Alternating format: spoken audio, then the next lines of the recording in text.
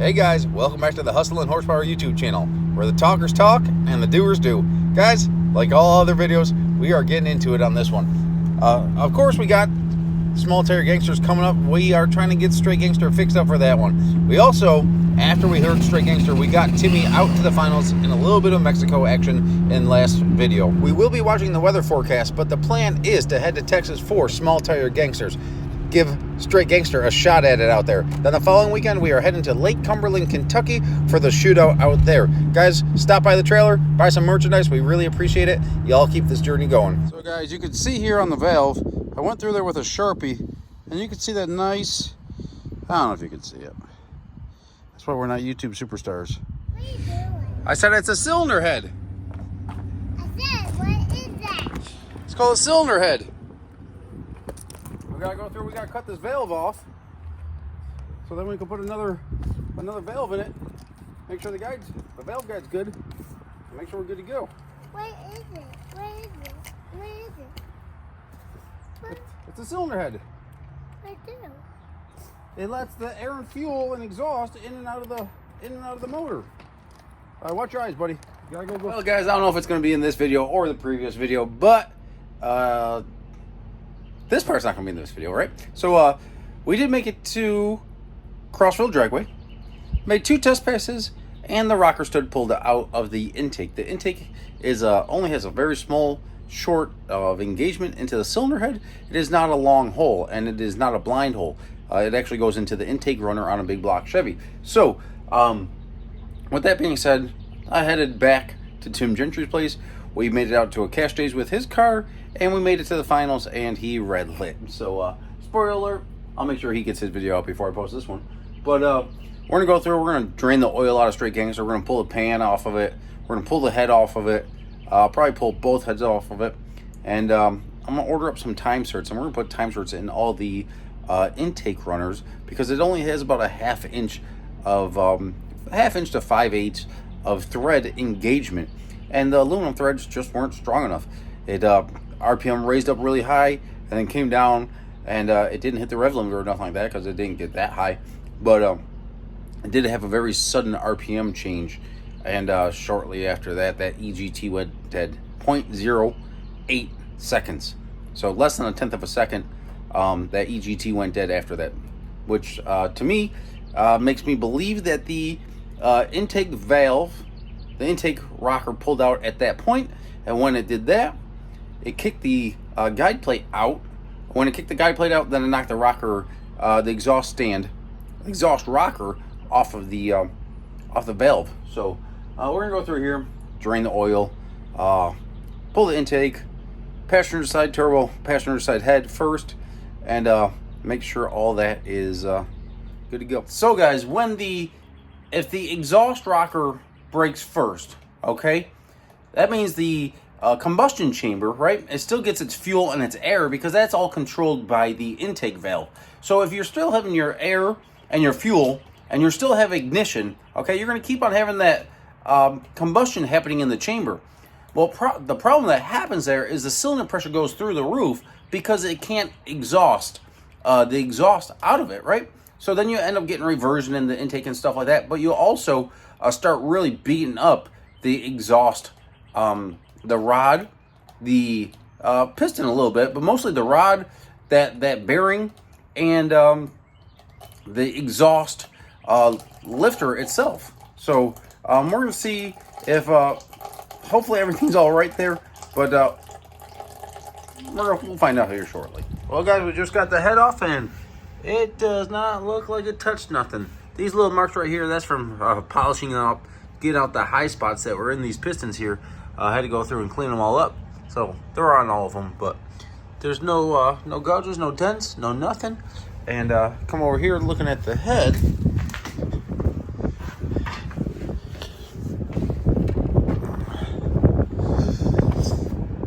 Number 1 cylinder right here. Everything looks A-okay. So it's looking like it just ripped out this thread right here, and you can see how shallow of threads that is. That's only about a ½ inch of thread right there. So I think we're gonna go through and put time certs in that one, and of course all on the other side as well. And of course, you can see in here, you see in the intake runner, I can put my finger, well, maybe not my finger, but you can see that thread does come into the hole there. So, into the intake runner there. So you can't run a really long stud here because then it's going to get way into your intake runner and screw up your air fuel distribution and airflow going into the combustion chamber. So guys, here we are. This is the good head, but we are still going to rip out all 16 of these studs here. And then there's 2 on the intakes as well. They go into the intake runner. That one right there and that one right there. And the people that did the machining on this block, I don't know why they didn't go deeper, because you could barely get a wrench on here. So I'm probably going to have to go modify another wrench, because I don't know where my modified 1/2 inch wrench is to fit in there. Because see, a normal 1/2 inch fairly thin, boom, doesn't even get freaking close to getting on there. So I don't know why that was not machined further. There's no reason why it shouldn't have been, but it is what it is. Next time I have this block out of the car, hopefully be a long time before I do that, I will go through and I will take quite a bit more material out of there so I could get a wrench in there. But for right now, go through, and some people use the impact on these. Guys, I don't like using an impact gun on the studs. I just think it puts too much pressure or too much stress on the studs themselves. So we're gonna rip these out. I don't need to necessarily take this head off to do these, but we're just gonna do that because we might be taking them to machine shop to do it. If not, it's best to have it off the car anyways. So if we do run the copper head gaskets on this car. Copper head gaskets on there. So we can reuse those head gaskets 2 to 3 times before it starts getting risky. There is an O-ring on here on these heads. So we do keep the passenger side head gasket on the passenger side and the driver's side gasket on the driver's side. And also I want to go through, guys, when I ordered these studs, I don't know if I ordered them wrong or they shipped them wrong, but these things are way too long. So I want to cut down all these guys here, and we'll go through and rechamfer all the ends of them. But I want to shorten up all those studs a little bit too, because they're entirely too long. And if we ever have a gasket issue in between rounds, turbo gaskets or exhaust leaks are a turbo motor's nightmare. It really changes the amount of boost curves in your car. So I want to go through and we'll cut all these guys down and make sure that's not going to be an issue as far as speed wise getting the headers on and off in between rounds if need be. Guys, we do have 18 passes on here, and we don't have any leaks in these headers that I built or along the flanges. You can see that they are all nice and clean for the most part. There's some oil that dripped on them, but for the most part, we don't have any exhaust leaks or anything like that. But it is important to be able to make the car as serviceable as possible, no matter what. Well, guys, the chance of this actually working is pretty dang minimal, but we're going to try it. I ran over here across the street to O'Reilly's and got this valve spring compressor. The chances of this valve spring compressor not folded in half is pretty minimal, but we're going to try it. I'm going to prop you guys up, and we'll see what happens. So, guys, in this process here, you could see these 2 pieces here, okay? These are the keepers, and this is the retainer here. So the keepers, we need to compress this spring here and try to fish out these keepers and see if we can do that all in one shot. So we're gonna play this out. Hopefully it works. Well, guys, I appreciate you sticking around for this video. Remember, do as I say, not as I do. I didn't have any safety glasses in the trailer, so it is very crucial to be wearing some type of eye protection when you're doing this. When there's a lot of spring pressure behind those, and they can shoot right through a wall if you are not careful. So make sure you're paying attention to what you're doing. And also, you got to wiggle the tool back and forth a little bit when you're trying to get them off. Of course, the valve is trying to slide down past the guide, and it's also trying to twist. So you got to be able to work it back and forth, and a good pick and magnet will help get the job done.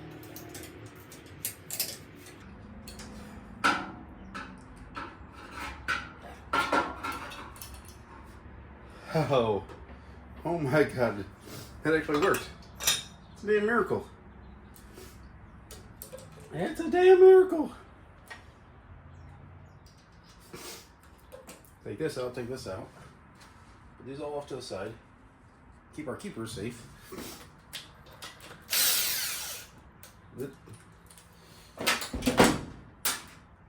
Pop the head off.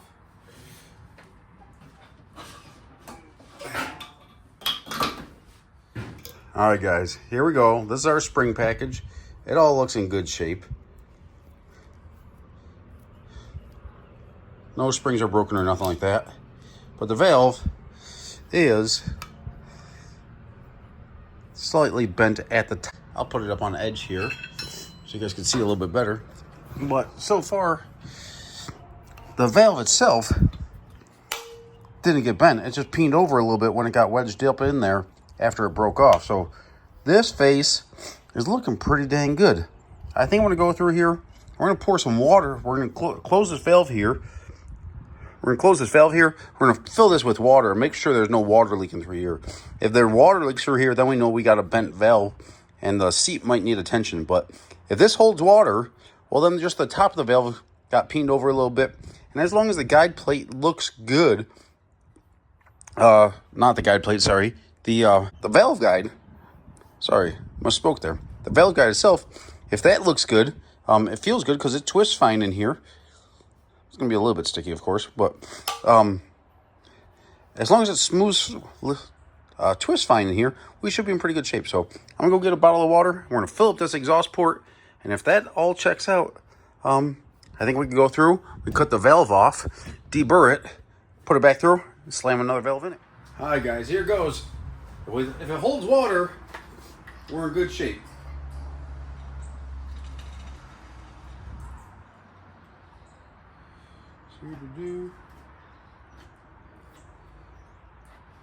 There's a little bit of water coming out, but that could be just a little bit of dirt on the seat itself.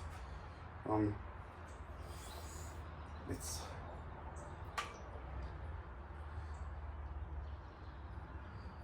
leaking just a little bit out, but there could be just a little bit of a, what's it called on there?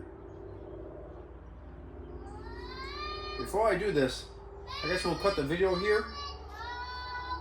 We'll cut the video here, and I'm going to lap this valve a little bit. I'll spin this valve a little bit with the lapping tool, and if it stops leaking after that, we'll be in good shape. What are you doing? I said it's a cylinder head. I said, what is that? It's called a cylinder head. We gotta go through. We gotta cut this valve off, so then we can put another valve in it. Make sure the valve guide's good, and make sure we're good to go. What is it? What is it? What is it? What? It's a cylinder head. What do? It lets the air and fuel and exhaust in and out of the motor. All right, watch your eyes, buddy. You gotta go somewhere.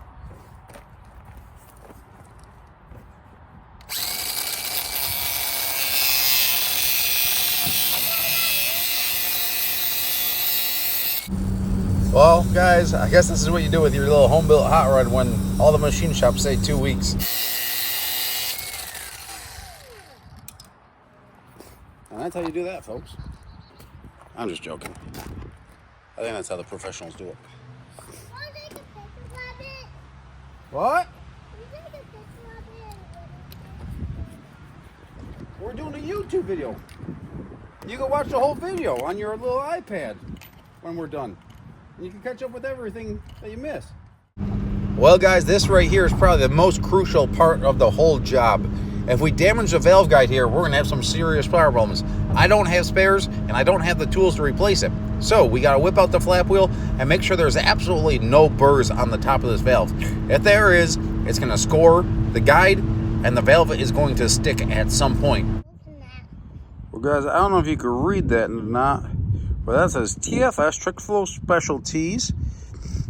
Then it says B414000212. And the one that we cut off, because it was peened over at the top,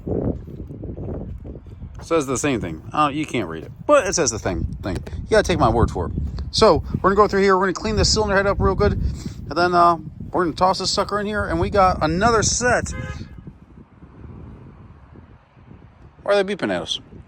we got a tool to lap in the valves, make sure it's all seating properly, and now we're gonna slap this sucker in there and clean the head off, and then all we gotta do is fix the inserts on this deal, and it's ready. So guys, of course the valve doesn't go in this way, but you can see how freely this spins. It moves up and down fine. There's no, if it moves like that, we're in pretty good shape here. So there's no burrs or nothing in the guide plate. That's why we had to go through and make sure this was deburred pretty well. Otherwise, if this catches in there and puts a score mark or something like that, you could get a valve that hangs up, and you definitely don't want that one. So guys, if you want this valve for a souvenir or something like that, you let me know. I can't say it's a good souvenir, but hey, came out straight gangster, and we're pretty optimistic for this year. So keep on pushing through, see what we can get done. All right, guys, so here we go. We just used a little bit of core oil. There's a light spray lubricant on there. Woo! Got this spinning back and forth, nice and free. Spins nice and free.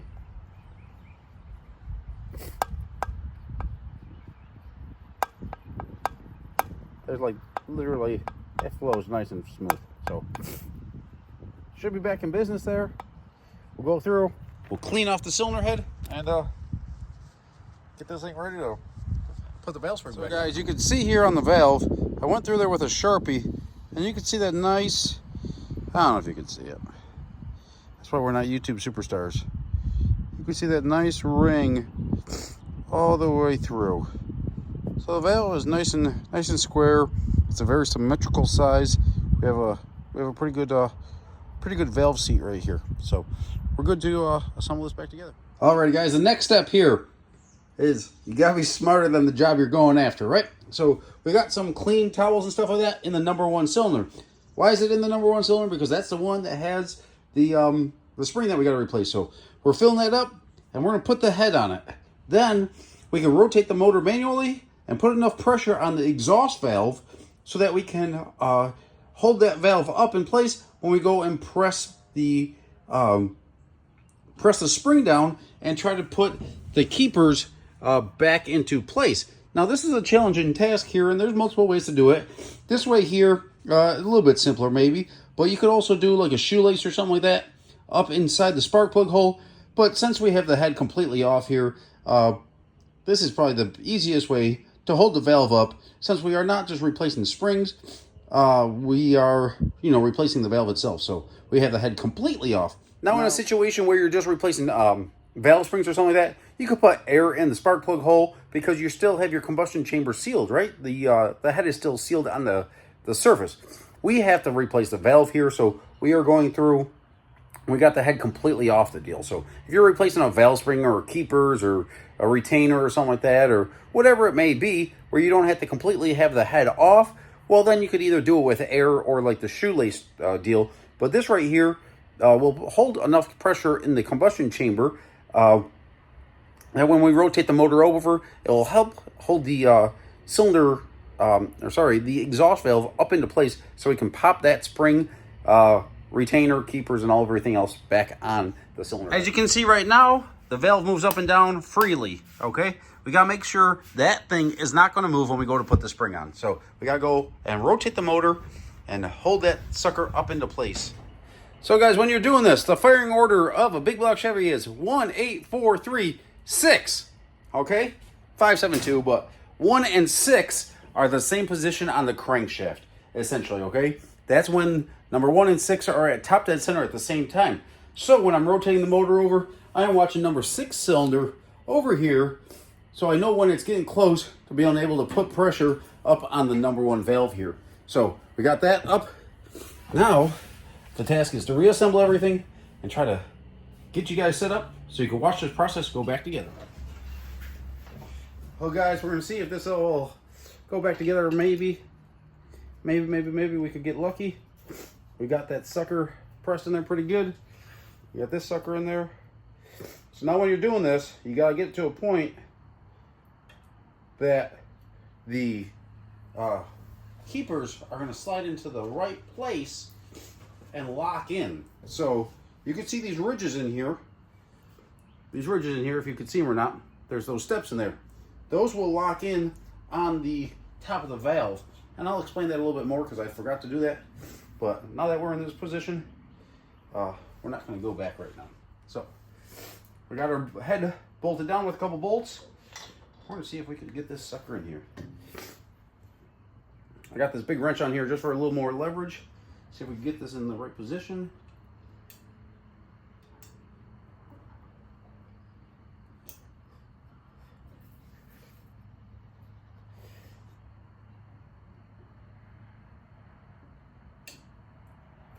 Got one in. Let's see if we can do this. Guys, you should really be wearing like safety goggles or something when you're doing this.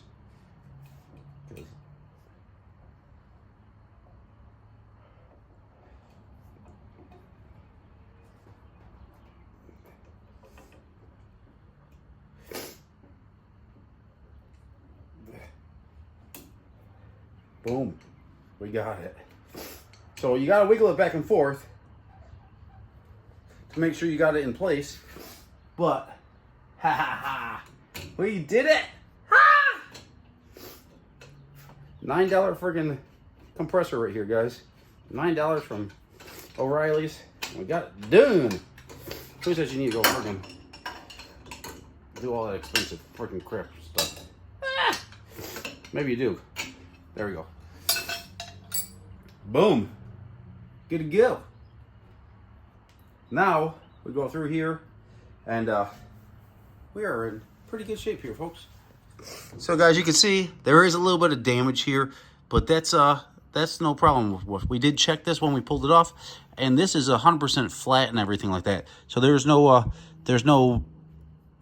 retainer here is perfectly fine. We got the keepers in there, and you can see that the keepers are set flush in there, so we're in good shape. They're at the same as all the rest of them, and yeah, we are good to go. Now we just got to go and do the time search. The crap we do to go racing. There it is, guys. 520 miles, 8 hours of driving. Should be here 5:30 in the morning, just when Jeremy is headed off to work. So time to go repair these heads. McMaster car.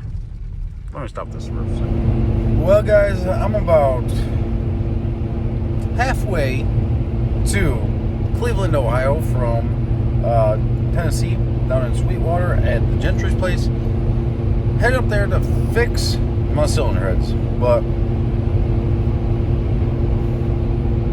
I think I'm only a third of the way. I think I'm gonna drive all the way up to New York. Oh, I was just going in there because I have to go to the bathroom, but a little goofball's showing up. Little goofball's showing up. Woo! She back there, she back there, she back there. That's the old goofball over there. I'm looking for that little goofball.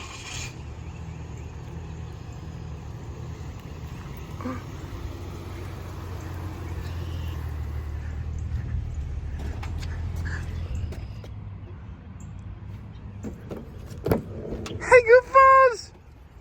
How's it going? Who's that? Dada! I love you, goofballs. Dada! I get you. I can get you.